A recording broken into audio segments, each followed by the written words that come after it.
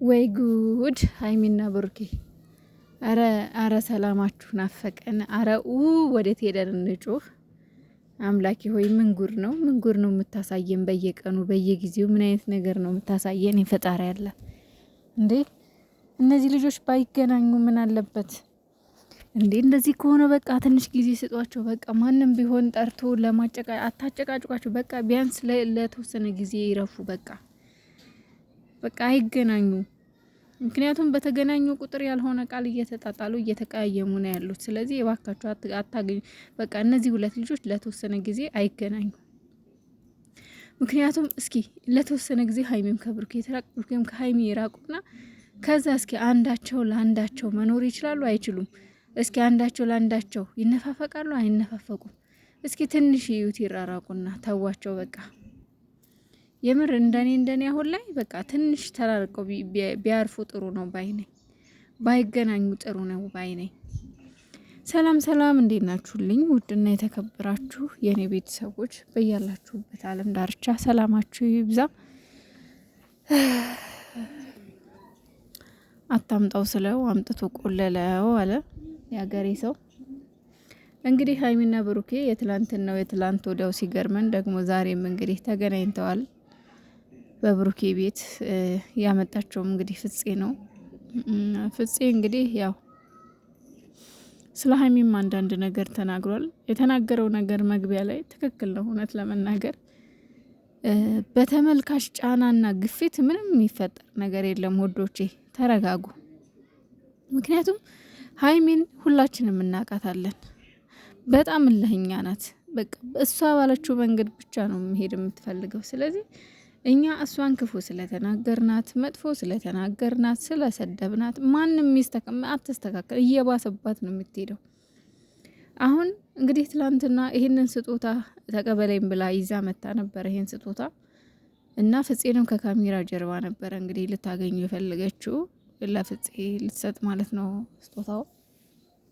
ያው ይሄ ትክክል እንዳልሆነ አውቃለሁ። አይ ነው ሀይሚዬ ትክክል አይደለም። ምክንያቱም አንድ ሰው ስጦታ የሰጠ ስጦታ አንቺ ስትፈልጊ ፍረሽ ቅበሪው፣ ስትፈልጊ ያስቀምጩ፣ ስትፈልጊ ጣዩ እንጂ ስጦታህን ውሰድልኝ አይባልም። አውቃለሁ በምን ምክንያት እንደሆነ ይሄንን ያልሽበት አውቃለሁ። ምክንያት አለሽ። ግን ደግሞ ለዚህ ምክንያት ደግሞ ብሩኬ ምንም ማድረግ የሚችለው ነገር አለ ብዬ አላስብም።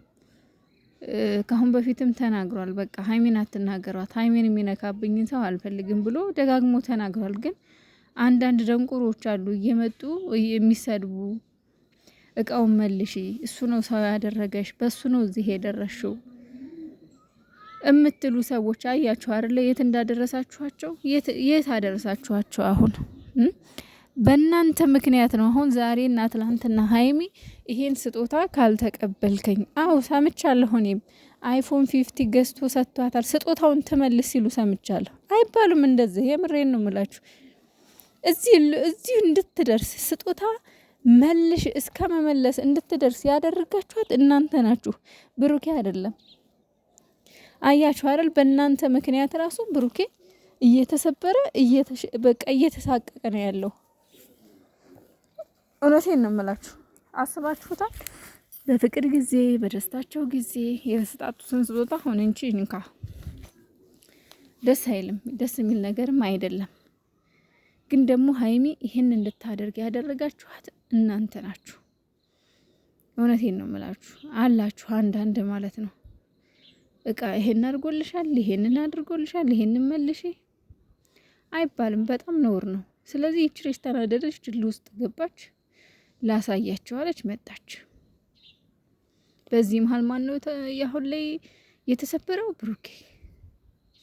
እናንተ እሷን ተናገራችኋት፣ እሷ ደግሞ እሱ ጋር ነገር እያባበሳችሁ ያላችሁት እናንተ ናችሁ። እና እንግዲህ ስለ በቀደሙም እንግዲህ ስለ ዳኒ ቤት ምንም የምታውቀው ነገር እንደሌለ ሰርፕራይዝ እንደተደረገች ነው እንግዲህ እሷ የምትናገረው። አንዳንድ ሰዎች ደግሞ ፎቶ እንዴት ተነሳችሁ? ሰርፕራይዝ ከሆነ ፎቶ እንዴት ሆነ? ከፕሮግራሙ በኋላ እንደዛ ብጥብጥ አልነበረ ወይ? ፎቶ መቼ ተነሳ? ምናምን ብቻ ምናልባት ይሄ ፎቶ እኮ ፕሮግራሙ ከመጀመሩ በፊት ሊሆን ይችላል። የተነሳችሁ። ከመጣች በኋላ ፕሮግራሙ ከመጀመሩ በፊት ብጥብጡ የመጣው ደግሞ ከፕሮግራሙ የተወሰነ ፓርት ከሄደ በኋላ ነው። ቆም ብላችሁ ካስተዋላችሁ ማለት ነው። እና አሁንም ቢሆን እንደው በፈጠራችሁ አምላክ እንደው በእሷና በሱ መካከል ገብታችሁ የምታላውሱ ሰዎች ነገር እያባባሳችሁ ስለሆነ እንግዲህ ያው ባይናችሁ እያያችሁ ነው። እና ተዉ፣ እውነቴን ነው የምላችሁ። እና ፍፄም ተናግሯል። ተዉ፣ እንደዚህ አትበሉ።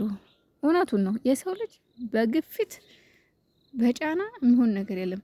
ሲጨመር ደግሞ እነሱን ምንወዳሽ አንዱን ዘቅ አንዱን ከፍ ማድረግ በጣም እውነቴን ነው የምላችሁ በአንደኛው ዘንድ እጅግ በጣም ተሰባሪነትን ያመጣል። እውነቴን ነው የምላችሁ በጣም ነው የሚደብረው። እና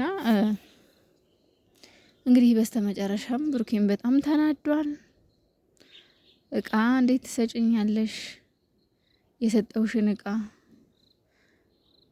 ለሀይሚም እኮ ለብሩኬ ብዙ እቃ ሰጥተዋለች አይደለ? ብዙ ስጦታ አለና ብሩኬም አሁን ያን ስጦታ ሊያመጣ ነው። አረ በጣም ነው የሚደብረው የምር። ሀይሚ እንደዚህ ማለትሽ ትክክል አይደለም፣ ግን ደግሞ ማን እንደዚህ እንድታረጊ እንዳረገሽ ያው ግልጽ ነው። እሉ ውስጥ ገብተሽ ነው አንቺም። በዛ ላይ ደግሞ ስጦታ አንተን የሚያስታውሰኝ ነገር አልፈልግም። እሺ ስጦታውን አቀጥልሹም፣ ስጦታውን ሰጠሹ፣ ችግር የለውም። ግን ስጦታው ብቻ አይደለም የሚያስታውስሽ። ምክንያቱም ከብሩኬ ጋር ያሳለፋችሁ ጥሩ ጊዜ፣ መልካም ጊዜያት፣ የፍቅር ጊዜያት ደስ ደስ የሚሉ በእርግጥ ያው ጊዜ ይፈተዋል። እናንተ አንድ ትሆናላችሁ የሆነ ጊዜ ላይ። ሁሉም ነገር ጊዜ ነው፣ ጊዜ ይፈተዋል። ግን ስጦታ ሳይሆን እቃ ሳይሆን የሚያስታውስሽ የብሩኬ መልካምነት፣ አብራችሁ ያሳለፋችሁት የተጎራረሳችሁት በቤተሰቡ ቤት በቤተሰቦች ቤት ደስ ደስ የሚሉ ጊዜያትን ያሳለፋችሁት። ብቻ ግን እንዳጠቃላይ ብሩኬ አንቺን የሚያስታውስበት በእቃ ብቻ ሳይሆን በቁስ ብቻ ሳይሆን በመልካም ነገር ብዙ ያሳልፋችሁት ብዙ አብራችሁ ደስ ደስ የሚሉ ለሰው የሚያስቀና ጊዜያትን አሳልፋችኋል።